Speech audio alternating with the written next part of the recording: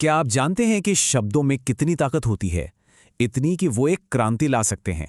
आज हम भारत की आज़ादी की लड़ाई के उन नारों की कहानी जानेंगे जिन्होंने लाखों लोगों के दिलों में जोश भरा और इतिहास का रुख ही मोड़ दिया।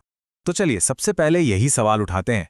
आखिर कुछ सीधे साधे शब्दों में ऐसी कौन सी ताकत होती है जो पूरे देश को जगा दे और एक इतने बड़े साम्राज्य को चुनौती देने पर मजबूर कर दे? देखिए, एक नारा सिर्फ कुछ शब्द नहीं होते। ये वो चिंगारी है जो दिलों में आज़ादी की आग लगा सकती है। ये वो आवाज़ है जो करोड़ों लोगों को एक ही मकसद के लिए एक साथ खड़ा कर सकती है। तो आज का हमारा सफ़र कुछ ऐसा रहेगा। हम शुरू करेंगे स्वशासन की पहली आवाज़ों से, फिर चलेंगे क्रांति के दौर में, उसके बाद देखेंगे कि कैसे नारों ने सीधी कार्रवाई को उकसाया, और आखिर में बात करेंगे एक नए भारत के विजन की।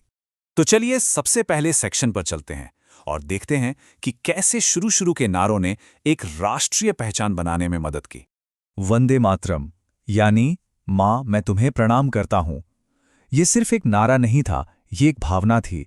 भारत माता के लिए प्यार और समर्पण की वो गहरी भावना जिसने अनगिनत स्वतंत्रता सेनानियों को अपनी जान तक न्योछावर करने की हिम्मत दी।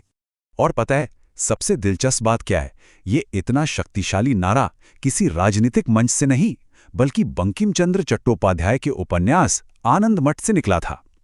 ये उपन्यास 18वीं सदी के सन्यासी विद्रोह पर आधारित था, जो अंग्रेजों के खिलाफ शुरुआती लड़ाइयों में से एक था। मतलब ये साहित्य और राजनीति के संगम का एक बेहतरीन उदाहरण है। अब सोचिए, उस दौर में जब ज्यादातर नेता ब्रिटिश सरकार से बस कुछ रियायतें मांग रहे थे, तब बाल गंगाधर तिलक ने गरज कर कहा, स्वराज्य हमारा जन्मसिद्ध अधिकार है। ये कोई गुजारिश नहीं थी, ये एक ऐलान था, अपने हक की एक जबरदस्त मांग।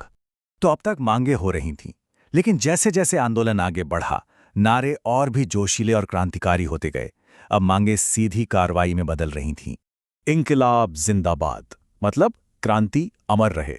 भगत सिंह और उनके साथियों ने इस नारे को अमर कर दिया। ये वो आवाज थी जिसने उस दौर के नौजवानों की नसों में खून की जगह जोश दौड़ा दिया था।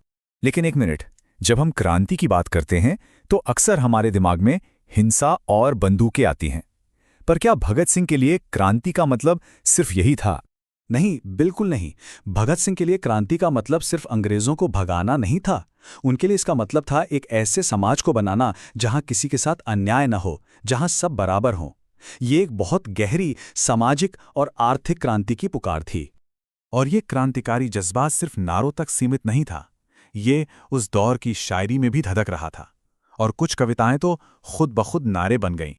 राम प्रसाद बिस्मिल की ये लाइनें, सरफरोशी की तमन्ना अब हमारे दिल में है, ये सिर्फ शब्द नहीं है, ये उस जज्बे का ऐलान है कि देश के लिए सिर कटाने की इच्छा अब हमारे दिलों में है। ये उन हजारों नौजवानों की आवाज बन गई जो हंसते हंसते फांसी के फंदे पर झूल गए। चलिए अब आगे बढ़ते हैं और देखते हैं कि कैसे ये जज्बा संघर्ष के आखिरी दौर में पहुंचा, जहां नारे अब सीधी कार्रवाई का बुलावा बन चुके थे।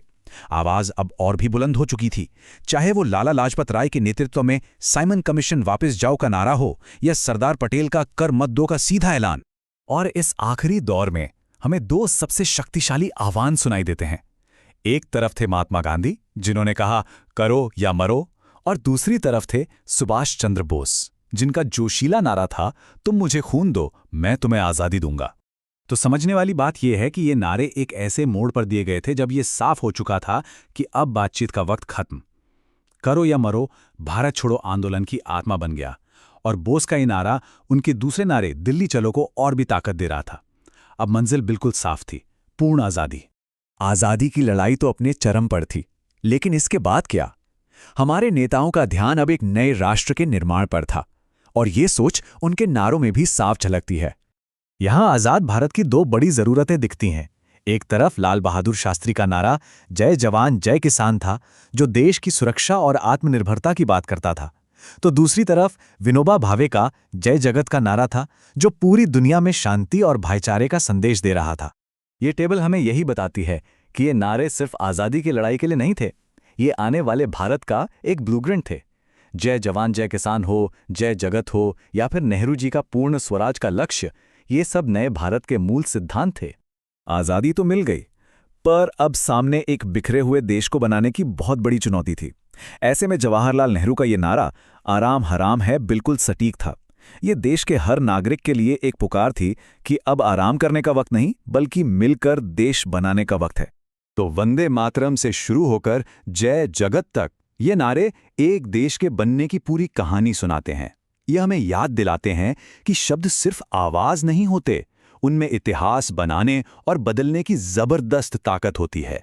और ये हमें आज के लिए एक बहुत ज़रूरी सवाल पर लाकर छोड़ता है।